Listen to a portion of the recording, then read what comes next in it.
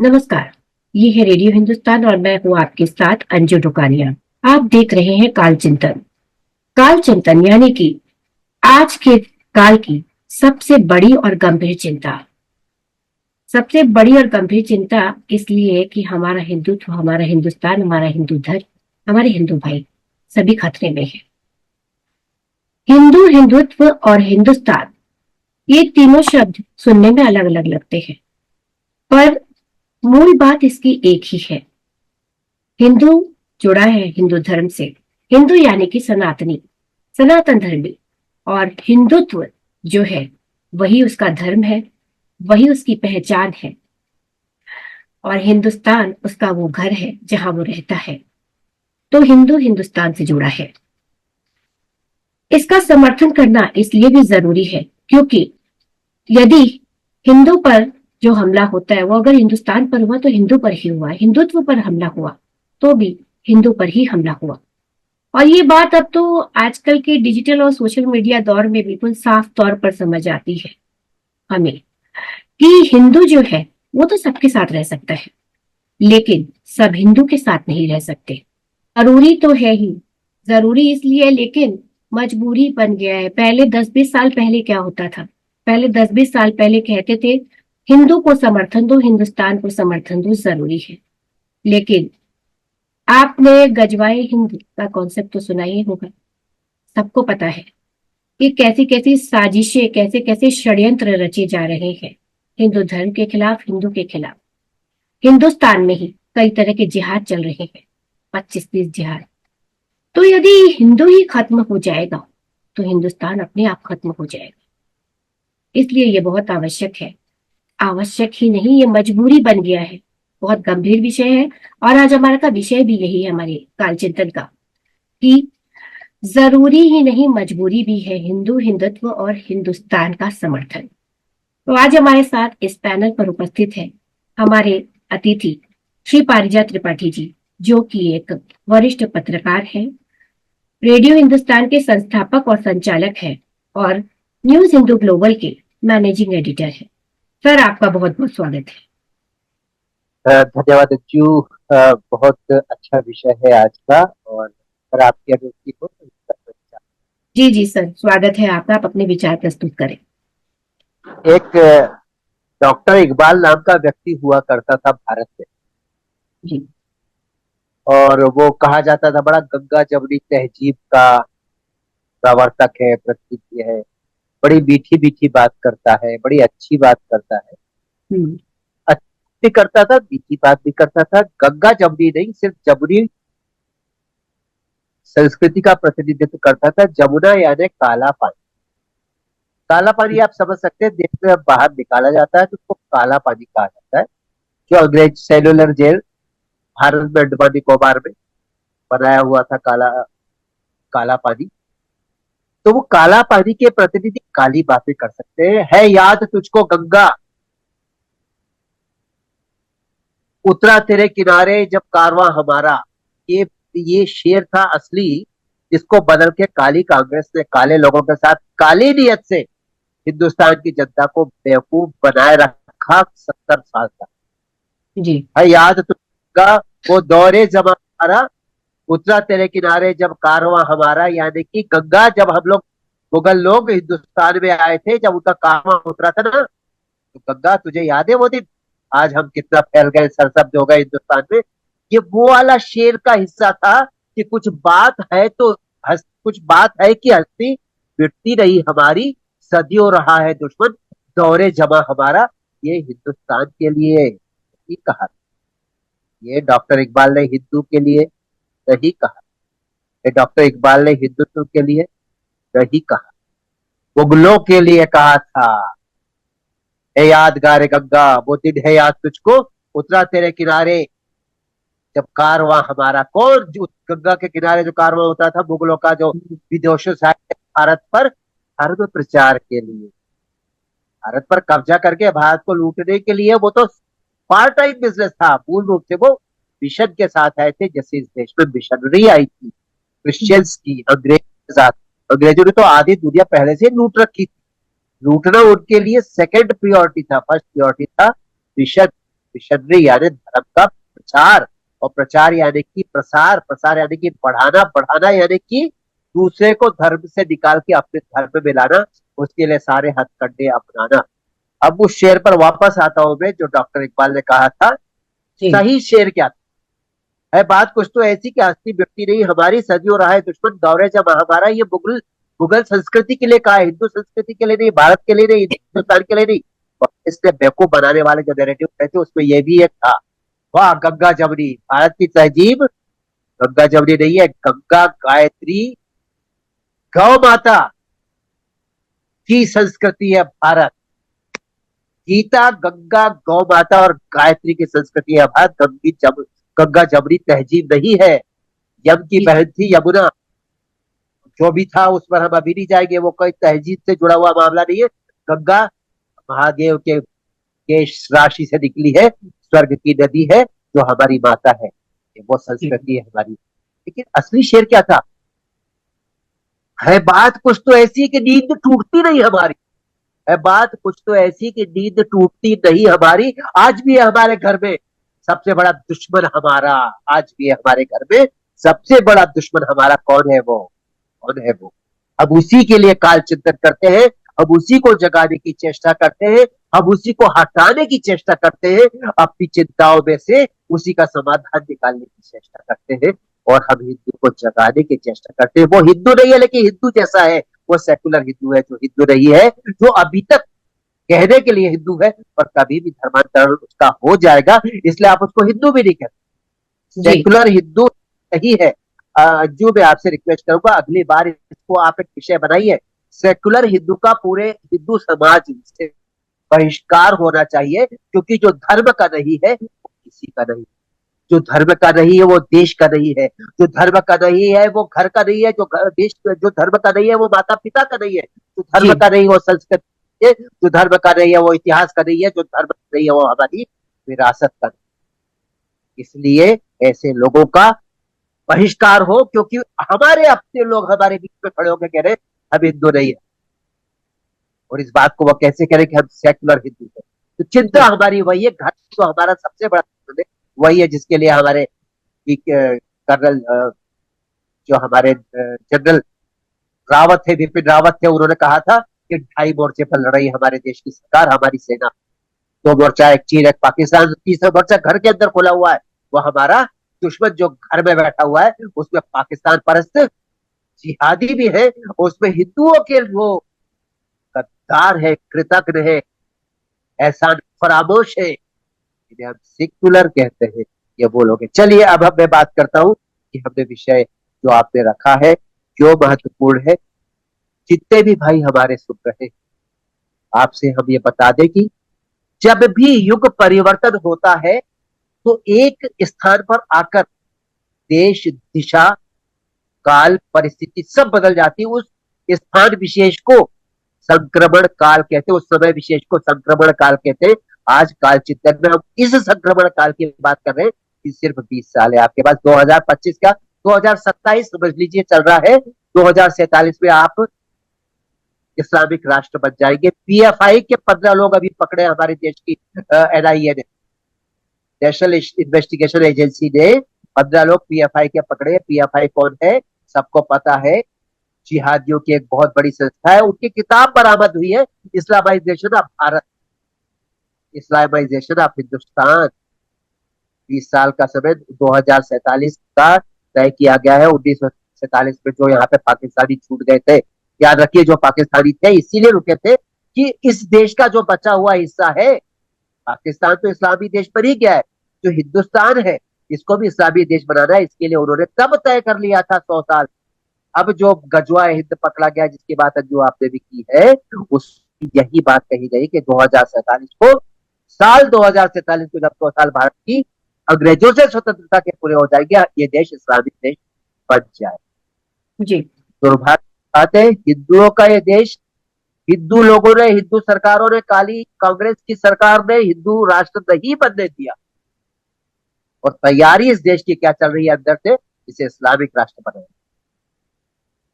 बहुत दुख की बात यह है कि हमारे अपने भाई सो रहे हैं, याद रखिए, संघ शक्ति कलयुग क्यों कहा जाता है? वो इसलिए कहा जाता है कि जितने ज्यादा सर होंगे उससे डबल हाथ होंगे। अब हिंदुस्तान अगर 150 करोड़ के हैं हिंदुस्तानी, आप मान लीजिए 150 करोड़ में 35 करोड़ पाकिस्तानी है, जिहादी है, मान लीजिए, तो जी। भी 115। लेकिन 230 करोड़ हाथ है इस देश के पास में। 230 करोड़ हाथ यानी कि समझे 2.25 अरब लोग हैं। अब अगर दुनिया की जनसंख्या 8.5 करोड़ है, तो दुनिया की जनसंख्या के एक चौथाई से ज्यादा हम अकेले एक देश हिंदुस्तान है। और इस देश को हिंदू राष्ट्र बनाने से रोकने के लिए हम खुद आगे बढ़ करके रोक रहे हैं। इसीलिए हम्म। ऐसे लोगों को पहचानिए, ऐसे लोगों का बायकॉट कीजिए। जीवन में भी, सोशल मीडिया पर भी, सड़क पर, चौराहे पर जूता उतार कर भी और बंदूक दाग करके भी, हवा में बंदूक दागिए, उसके ऊपर मत दागिए कि ये आदमी, ये व्यक्ति, ऐसे लोग, ऐसी शक्तियां हिंदू का विरोध, हिंदुस्तान का विरोध, हिंदुत्व का विरोध ना करें। ये विषय जो आज रखा है, हिंदू हिंदुत्व है, हिंदुत्व हिंदू है, हिंदू हिंदुस्तान है, हिंदुस्तान हिंदू है, हिंदुत्व हिंदुस्तान है, और हिंदुस्तान हिंदुत्व है। याद रखिए, तीनों अलग अलग चीज नहीं है। लेकिन हमारी जो शुरू से परंपरा रही है, हमारी जनसंख्या तो बढ़ती रही, लेकिन धर्म के प्रति हमारा प्रेम नहीं बढ़ा। क्योंकि हम कहते हैं कि कोई हमको कहने वाला नहीं है। कान पकड़ करके मंदिर में चल, आरती कर, पूजा कर, व्रत कर, पाठ कर, अनुष्ठान कर, उपासना कर, साधना कर, कोई नहीं कहता। जो मर्जी कर लेते हैं, हाथ जोड़ लेते हैं, मंदिर में गाड़ी से निकलते थे, हो गया जी, हो गया। और हम बड़े शान से ऑफिस में, मैं तो मंदिर नहीं जाता भाई। मैं तो अपना काम में, तो को गीता में कहा है कर्मयोग करो, भगवान जी ने। अरे कर्मयोग करो ना, तो कर्मयोग में क्या है? कर्मयोग में तुम्हारा धर्म योग है। धर्म योग ही कर्म योग है। धर्म योग क्या है? धर्म योग है परिवार की रक्षा करना, उनके खाने पीने, पैसे और उनके जीवन के लिए तुम्हें आर्थिक व्यवस्था करना, धर्म की रक्षा करना, धर्म के लिए तुम्हें अपने प्राणों का उत्सर्ग भी करना, अपने समाज की रक्षा करना, समाज के लिए प्राणों का उत्सर्ग करना। ये तीन चीजें, परिवार, समाज और राष्ट्र की बात, उनके संचालन की बात, उनकी रक्षा की बात, आपका धर्म है। कर्म योग वही है जो धर्म योग है। यानी कि जी। धर्म से विपरीत आप हो जाएंगे, कर्म करेंगे, तो वो तो पाप ही होगा ना। धर्म कहता है किसी को मत मारो, आप कह रहे नहीं मैं तो धर्म से विपरीत हूँ, यानी कि मैं धर्म निरपेक्ष हूँ, मुझे धर्म के साथ कोई मतलब नहीं है, मैं तो मारूंगा इसको, मैं तो मारूंगा इसको, इसकी जान लूंगा। आप अधर्मी हो गए, आप पापी हो गए। दूसरे कहते हैं हिंदू पापी है, हिंदू काफिर है। हिंदू काफिर नहीं, हिंदू ही तो इकलौता संत संत समाज है इस पूरी विश्व मानवता में। बाकी एक से एक बागड़ बिल्ले इस दुनिया में है, जो बड़ा छोटे को और छोटा और छोटे को खा रहा है। लेकिन सर्वे भवन्तु सुखिनः, सर्वे सन्तु निरामया, सर्वे भद्राणि पश्यन्तु मां कश्चित् दुख माप्नुयात् की बात करते हैं। हम विश्व बंधुत्व, विश्व मानवता की बात करते हैं, हम विश्व परिवार की बात करते हैं। लेकिन हैरानी की बात है, हमें महत्व नहीं दिया जाता। वो लोग जो अपने मजहब की बात करते हैं, अपने लोगों की बात करते हैं, अपने समाज की बात करते हैं, वो बड़े बढ़ करके अपने को शांति दूत कहते हैं। वो लोग जो अपने मिशन की बात करते हैं, हम लोग क्रिश्चियन है, हम लोग, हमसे बड़ा कोई नहीं है, हमारा तो गॉड सबसे बड़ा है, और इस दुनिया में हम तो पीस का रिलीजन है, वगैरह वगैरह। वो सिर्फ अपने लोगों की बात करते हैं। सिर्फ एक हिंदू है जो सबकी बात करता है। लेकिन आज वो सबकी बात करने वाला हिंदू इतना अपने धर्म के प्रति विमुख हो गया है कि हमें कुंभकर्ण की तरह शोर करके के ढोल धमाके बजा बजा के उसको लगातार जगाने की चेष्टा करनी पड़ रही है।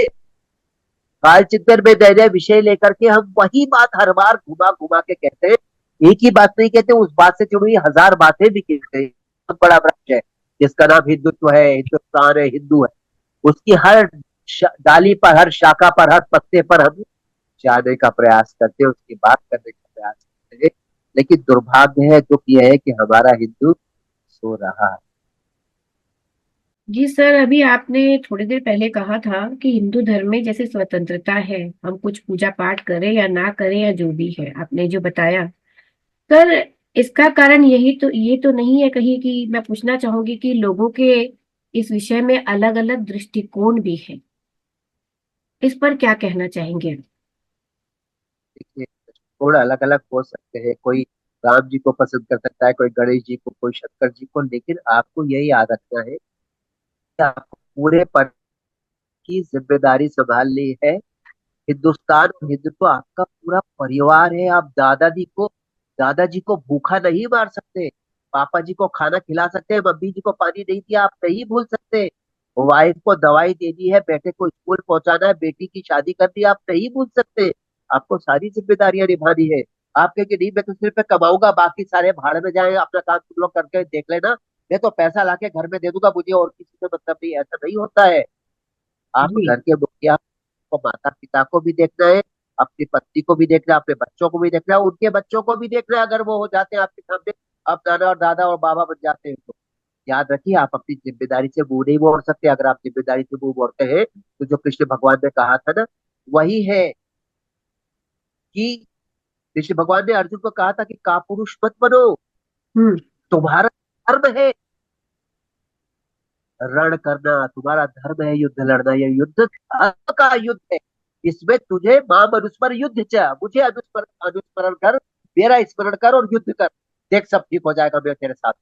वही हम कह रहे हैं कि धर्म योगी बनो, धर्म के साथ कर्म योग को चलाओ, कृष्ण को अनुस्मर करो, स्मरण करो, और उसके बाद तुम आगे बढ़ो।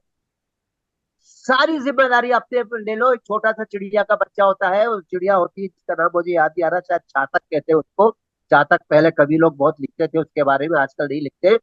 वो ऐसे जमीन पे उल्टा लेट जाता है, दोनों पैर ऊपर करके, उसको ये लगता है कि आसमान टूट के गिरने वाला है, तो वो अपनी, हाँ, दोनों पैर उठा करके वो रोक लेता है उसको, तभी आसमान टूट के गिरने से बच गया है, वरना आसमान कब का टूट के गिर गया होता। तो वो चातक पक्षी मत बनो भाई, कि तुम्हारे कहने से करने से ही सब कुछ होगा, तुम कुछ नहीं कर सकते, तुम एक निमित्त मात्र हो। निमित्त मात्र भव सव्यसाची, श्री कृष्ण भगवान ने गीता में कहा है कि तुम तो कर रहे हो, मैं करवा रहा हूँ, करवाने वाला कौन है? तुम क्या हो? तुम सिर्फ एक निमित्त हो भाई। तुम अपने आप को तोप अली खान मत समझो, तुम तोप मार खान नहीं हो, इस मार खान नहीं हो भाई, तुम कुछ भी नहीं हो। मुझे काम कराना है, तुम नहीं हटोगे, हटाया हटाओ, दूसरे को लाओ, मैं किसी से भी काम करा लूंगा, मैं पत्थर से काम करा लूंगा, मैं कंकड़ से काम करा लूंगा, मैं तो हम्म। विश्व का नियंता स्वामी।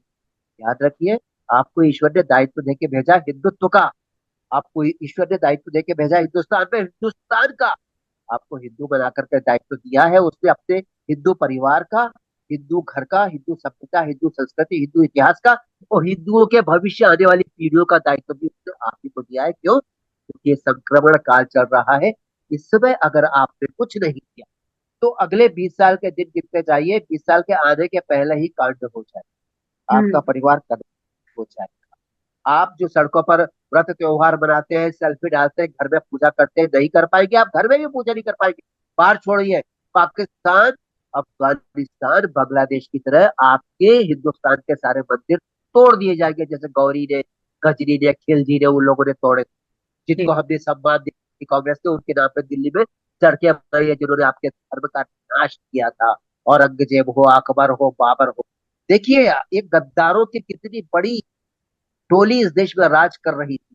आप इस बात जी। से हैरान हो जाएंगे, जिन्होंने राजा, हमारे गुरु जो थे, सिखों के गुरु, उनने, जिन्होंने अपने चारों बेटे उत्सर्ग कर दिए धर्म के मार्ग के लिए, अपने प्राण गंवा दिए, उन्हीं के दुश्मनों औरंगजेब और वो सारी पूरी जो मुगलाई जमात थी, उनके नाम पर उसी काली कांग्रेस ने दिल्ली में सड़कें बनवाई हुई है।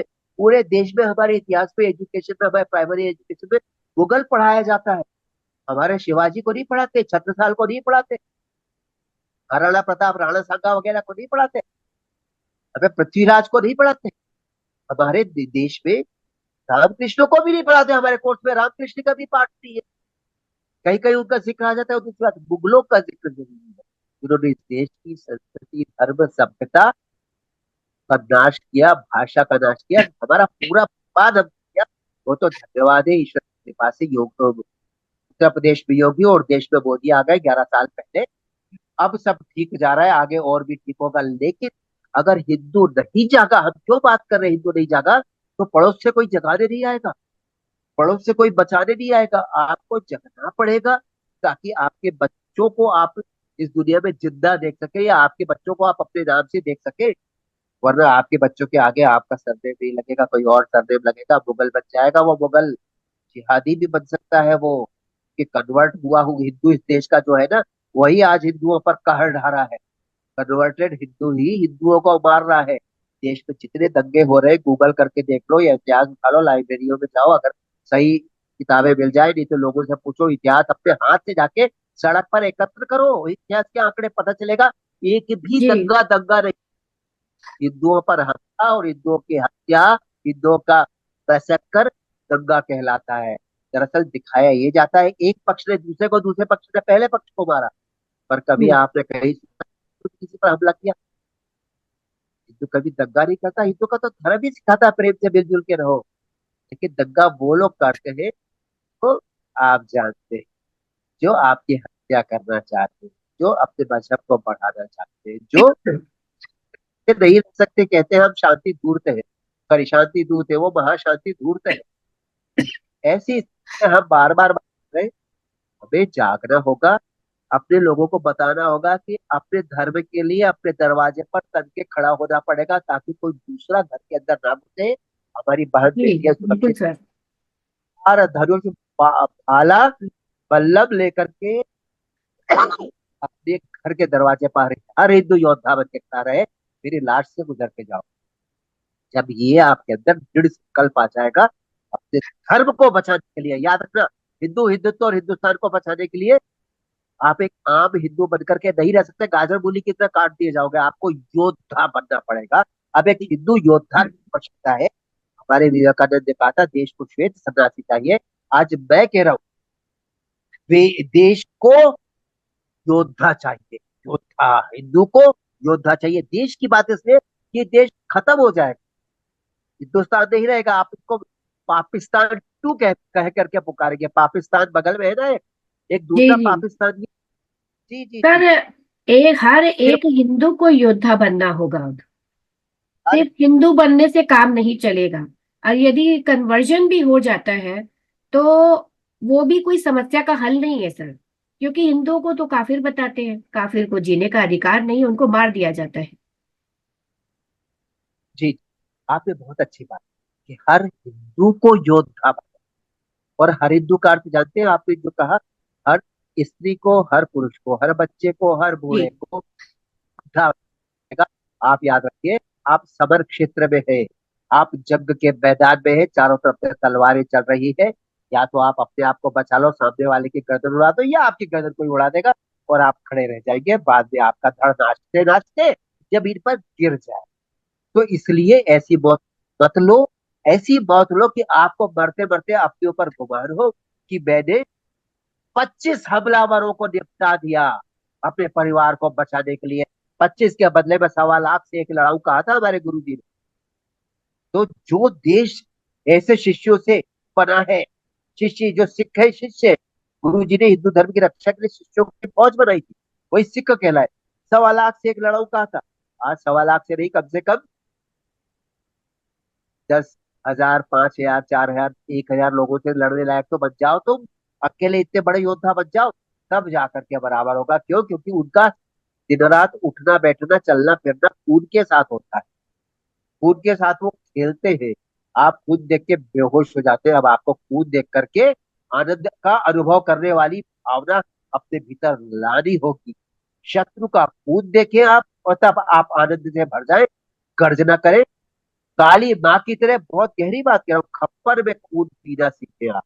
याद रखिए मैं किसकी बात कर रहा हूँ, जो आप पर, आपके परिवार पर हमला करे, जो आपका धर्मांतरण तलवार की धार पर कराए, जो आपकी मुंडी काटने के लिए आपके घर के सामने आ जाए, उसकी मुंडी काटिए, इतने टुकड़े कीजिए, इतना खून उसका खप्पर में भर के पीजिए कि आप बन जाइए साक्षात मृत्युंजय, रुद्र बन जाइए आप, भैरव बाबा बन जाइए आप। क्योंकि तब आपको लगेगा ये है आपका चरित्र। हमारा चरित्र भीरुता का नहीं, डरने वालों का नहीं, योद्धाओं का चरित्र। कृष्ण हो, चाहे कृष्ण हो, चाहे राम हो, कृष्ण भी इतने बड़े योद्धा थे कि उन्होंने कहा कि हथियार नहीं उठाऊंगा, लेकिन जब गुस्सा आया तो उन्होंने हथियार क्या, उन्होंने पहिया पूरा उठा लिया, बिल्कुल सुदर्शन चक्र की तरह। तब प्रसन्न हो गए सामने जो उनके थे भीष्म पितामह, ने कहा प्रभु बस यही दृश्य में देखना चाहते। ऐसे महान वंशजों के, वीर वंशजों के हम, वीर पूर्वजों के वंशज हैं हम, पर कायरता शोभा नहीं देती। अपने परिवार की बहू बेटियों की लाज बचाने के लिए हमें अपने प्राण गंवाने होंगे, प्राण गंवाने से पहले हमें प्राण लेने होंगे। उस ततैया के झुंड के जो चढ़ के दौड़ के बढ़ के अचानक आके छा जाता है, खा जाता है, ठीक है ना। उसके लिए बार बार मैं अपने हर उस पे काल चिंतन में यही कहता हूँ, किसी पर हमला हम नहीं करेंगे, किसी पर हमले की सोच नहीं है हमारी, लेकिन अब जो हम पर हमला करने आएगा उसको छोड़ेंगे नहीं, तिनका तिनका काटेंगे। ये जब सोच होगी ना, ये तब आपका खून उबाल मारेगा, तब आप अपने परिवार को बचा पाएंगे। वरना एक गंदी मौत मरेंगे आप, क्योंकि मौत के साथ में एक सदमा लेके ऊपर जाएंगे कि मैं अपने परिवार की महिलाओं की लाज नहीं बचा सका। 8 साल से लेकर के 80 साल तक की महिला सदस्य मेरे घर में है, और मैं कापुरुष बृहन्नला मारा गया। देखिए मौत नहीं चाहिए, ऐसी मौत। इसीलिए अपने हृदय को, अपने संकल्प को इतना ज्यादा बलिष्ठ बना लो, योद्धा बना लो, कि कोई तुम्हारी तरफ आंख उठा के देखे तो दूसरी बार देख ना पाए। जाओ वो सलामत हो ना उसकी आंख सलामत हो। ये बात मैं बार बार कह रहा हूँ कि हम हमला नहीं करेंगे, लोग जो हम पे हमला करेगा उसको इंच इंच काट डाले। ये सोच होनी चाहिए हर हिंदू में। बहुत तरीके मैंने बताए हैं। आगे एक विषय रखिए कि हिंदू योद्धा कैसे बने। अंजू याद रखिएगा, जी हिंदू सर। योद्धा कैसे, हर घर योद्धा कैसे, इस पर हमें क्या तैयारी करनी चाहिए, उस पर हम बात अगले वाले प्रकरण। जी सर। सर अभी आपने जो कहा वो बिल्कुल उचित कहा कि हिंदू को ये समझना ही होगा, जागरूक अब होना ही होगा। जरूरी ही नहीं, चाहे मजबूरी ही सही, क्योंकि जो इंसान होता है वो मजबूरी में वो हर कार्य करता है जिससे वो पलायन करता है या नहीं करना चाहता है। लेकिन ये तो हिंदुओं का अधिकार भी है, उनका गौरव भी है, और अपने गौरव को हमेशा बनाए रखने के लिए, अपने हिंदुस्तान को, अपने हिंदू धर्म को, उसका अस्तित्व बनाए रखने के लिए, हिंदू धर्म के अस्तित्व को उनको अब जागना ही होगा। सर एक सवाल मैं आपसे और करना चाहूंगी, यदि आप अनुमति दे दो। सर बिल्कुल। जैसे मैंने आपको शुरू में भी कहा था कि सबके अलग अलग दृष्टिकोण है। कई लोग ऐसा समझते हैं कि ये हिंदुत्व और हिंदुस्तान का समर्थन जो है ये एक राजनीतिक विचारधारा है। इस पर क्या कहेंगे आप? बहुत अच्छा सवाल। राजनीतिक विचारधारा है जो राज करने की विचारधारा है। राजनीतिक मतलब कोई भी ऐसा कार्य जो राज करने के लिए किया जाता है, सेवा करने की। जी। कि राजनीति हमेशा राज करने की किया जाता है। राज किस लिए किया जाता है? पैसे के लिए राज किया जाता है, ताकि आप पूरी तरह से परिवार सहित अर्थ संपन्न हो। बस देश गया, समाज गया भाड़ में, ज्यादातर ये सोच होती है। लेकिन हमारे देश में देश सेवक है, राष्ट्र सेवक है, मोदी जैसे, योगी जैसे। जी। इसलिए अब ये राजनीति शब्द को राष्ट्रनीति कहा जाए तो ज्यादा अच्छा। चलिए, बहुत बढ़िया। राजनीति कौन, राज करना लेकिन हम जो राष्ट्रवादी लोग जो आए, ये राष्ट्र नीति करते हैं, ऐश करने के लिए नहीं, सेवा। चलिए, हिंदुत्व का समर्थन, आपका जो सवाल था कि क्या ये राजनीतिक विचारधारा है, हिंदू का समर्थन, हिंदुत्व का समर्थन और हिंदुस्तान का, जी नहीं। हिंदू, हिंदुत्व और हिंदुस्तान का समर्थन आपकी विवशता की विचारधारा है। विवशता यानी कि अब कोई रास्ता नहीं, आपके पास दो विकल्प। कौन से? एक विकल्प है मौत, और दूसरा विकल्प है शर्मनाक मौत। मौत यानी कि जब सामने वाला तलवार यहाँ रखेगा, बोलो कन्वर्ट होने को तैयार हो या हिंदू बने रहना चाहोगे। आप कहोगे मैं हिंदू बना रहूंगा, तो आपकी गर्दन काट जाएगी, मौत हो गया। दूसरा, तलवार रखेगा, आपसे पूछेगा कन्वर्ट होने के लिए तैयार हो या हिंदू बने रहोगे। आप कहोगे नहीं, मैं कन्वर्ट होने को तैयार हूँ। वो कहेगा आ जाओ। फिर आपका शरीर का एक हिस्सा थोड़ा सा काटा जाएगा, उसके बाद में आपका नाम बदला जाएगा, फिर उसके बाद आपको जो भी और खिलाएंगे पिलाएंगे, आप बन जाओगे कन्वर्टेड हिंदू। उसके बाद जब आप कभी भी जीवन में मरोगे, वो मौत होगी आपकी शर्मनाक मौत। दो ही विकल्प है, मौत या शर्म। शर्मनाक मौत ऐसे कि जब मरोगे ना, तब आप कहोगे कि यार पैदा मैं हिंदू हुआ था और मर मैं हिंदू नहीं रहा हूँ। ये तो अग्नि में जल करके, अग्नि संस्कार करके भगवान के पास जाने वाला था। तो मैं जमीन के भीतर गड़ने वाला हूँ, याद रखिए, 1000 साल के लिए गड़ जाओगे। तुम हिंदू हो, तुम लौट के बार बार आते हो। तुम धर्मांतरण कराओगे, तुम जमीन पर गड़ जाओ। इसीलिए तो काफिर कहे जाते हो, तुम पापी इसीलिए हो क्योंकि ज्यादातर लोग मौत नहीं पसंद करते, शर्मनाक मौत पसंद करते। कन्वर्टेड हो जाएंगे, क्योंकि अभी तो जान बच जाए यार, बाकी देखी जाएगी। आपकी जान नहीं बची, आपके परिवार, आप हमेशा दोयम दर्जे के ही नागरिक रहोगे अगर आपका कन्वर्शन भी हो जाता है तो। हिंदुस्तान के जो जी हिंदू जो धर्म के लोग हैं, जो मुस्लिम थे, उनको मिडिल ईस्ट में मुसलमान नहीं माना जाता, उनको दोयम दर्जे का मुसलमान माना जाता है, कन्वर्टेड मुसलमान माना जाता है, क्योंकि वो उनको हिंदू ही मानते हैं कि ये सारे कन्वर्ट हुए, ये ओरिजिनली मुसलमान नहीं है। जी लेकिन जो सर। कन्वर्टेड हिंदू है, कन्वर्ट अपने आप को ज्यादा बड़ा मुसलमान मानता है। नया मुल्ला प्याज ज्यादा खाता है ना, तो ये ज्यादा इसीलिए कर्म दंगे फसाद ज्यादा करते हैं, क्योंकि इनको लगता है ज्यादा हम दिखा दें अपने आप को हम मुसलमान हैं। मुसलमान जी का सर। अर्थ ये नहीं होता। करें जी मुसलमान का अर्थ होता है असल ईमान। आपका ईमान लगातार कायम रहे, आप प्रेम से सहिष्णुता के साथ मिलजुल कर दुनिया में रहे, तब आप असली मुसलमान हैं। बाकी तो आप नकली मुसलमान।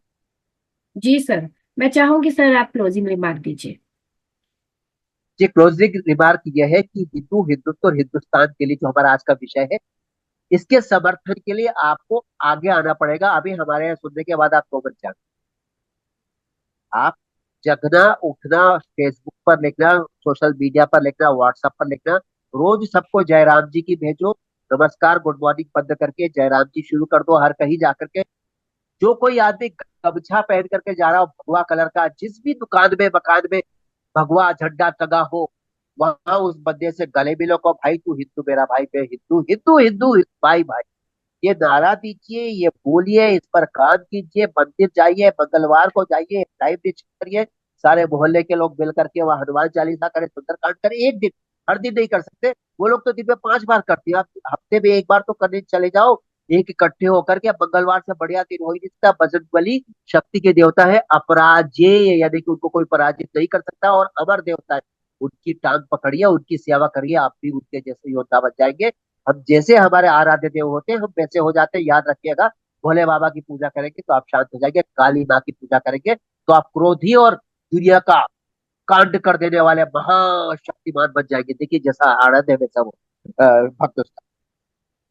संघ, राष्ट्रीय स्वयंसेवक संघ, बजरंग दल, हिंदू, विश्व हिंदू संगठन, विश्व हिंदू परिषद, इस तरह के जितने भी आपके हिंदू संगठन है, सबसे जुड़िए, अपने बच्चों को उनमें जोड़िए, उनसे सीखिए, उनके साथ मिल करके चलिए। हिंदू हिंदू दिन रात बात बात पे हिंदू हिंदू करिए। हिंदू धर्म पर, हिंदू मजहब का विरोध करने वालों पर, जो भी लोग आपको मिले उनका उनका विरोध कीजिए, उनको सबको बायकॉट कीजिए। दिन रात आपको हिंदू हिंदू का इको चारों तरफ चलाना पड़ेगा, ताकि आपको लगे एक सुरक्षा का चक्र आप तैयार कर रहे हैं। आपकी सुरक्षा का जी चक्र है सर। हिंदुत्व के हिंदुत्व की सोच, हिंदुत्व की अवधारणा, हिंदुत्व का व्यवहार, और हिंदुत्व की योद्धापन का परिचय। हिंदुत्व का योद्धा आपको बनना है, और उसके लिए अपने बच्चों को अभी से तैयार करिए। अपने बच्चों को आप हिंदू बनाइए, टीका लगाइए, हिंदू वस्त्र धारण कीजिए, हिंदी भाषा बोलिए, जयराम जी के करिए। जितनी भी चीजें आप हिंदू से जुड़ी हुई कर सकते हैं, अपने बच्चों के नाम, भगवानों के नाम पर रखिए। आपके भगवान मंदिर में जो भगवान है आपके, उनके पास में तीर तलवार और गदा है ना, आप अपने घर पे गदा रखिए, तीर रखिए, तलवार रखिए, भाला है उनके हाथ में त्रिशूल है, वो खरीद कर रखिए। क्योंकि आपके मंदिर के भगवान आपसे यही तो कह रहे हैं कि हमने तुमको ये संकेत के माध्यम से संदेश दिया है कि जो हम अपने लिए, शत्रुओं के नाश के लिए, परित्राणाय साधुनाम विनाशाय च दुष्कृताम, धर्म संस्थापनार्थाय संभवामि युगे युगे, हम जो कहते हैं वो खाली हाथ नहीं, हथियार लेकर करते हैं। राम जी के हाथ में धनुष, कृष्ण जी के हाथ में सुदर्शन चक्र, माँ काली के हाथ में खप्पर, और एक हाथ में खुखरी। जी वैसे ही सर। बनना पड़ेगा। तो खा जाएंगे, बहुत सारे महिषासुर हैं आपके आसपास, मधु कैटा में बहुत सारे राक्षस निशाचर असुर हैं आपके आसपास। याद रखें, योद्धा बनेंगे तो जिएंगे। सर। बस, बस मेरा यही कहना है कि विचार कीजिए, बैठिए, अपने बच्चों से विचार, अपने मित्रों से विचार कीजिए। आप सोचिए कि क्या हम लोग, मैं और अंजू और कालचिंतन के, हमारा हर वक्ता, क्या यहाँ पर हम लोग बकवास करने आते हैं, या हम लोग मानसिक रूप से पागल हो चुके हैं? चिंता जता रहे, आग लगी, बचाओ बचाओ बचाओ, आग लगी दिख रही है हमको, हम पहले से चिल्ला रहे हैं, हमको भविष्य दिख रहा है। बचाओ बचाओ हम आज से कर रहे हैं, ताकि तैयार हो जाओ, आग ही मत लगने दो, आप पीछे जी नहीं जा सर, सकते ना। बिल्कुल सही कहा आपने। अब हमारा तो ये प्रयास यही है इस मंच से कि हम हर हिंदू को जगाएं, तो जाग जाए तो बेहतर है। तो सर आज हम करते हैं अपने कार्यक्रम का यही समाहार। काल चिंतन में फिर से आपसे भेंट होगी एक नए विषय को लेकर। तब तक के लिए जय श्री राम। सर, आपका बहुत बहुत धन्यवाद, आपने अपने बहुत ये अमूल्य समय को हमें दिया। जय श्री राम। जय श्री जय राम। माँ भारत। जय तो भारत राष्ट्र। नमस्कार। रेडियो हिंदुस्तान।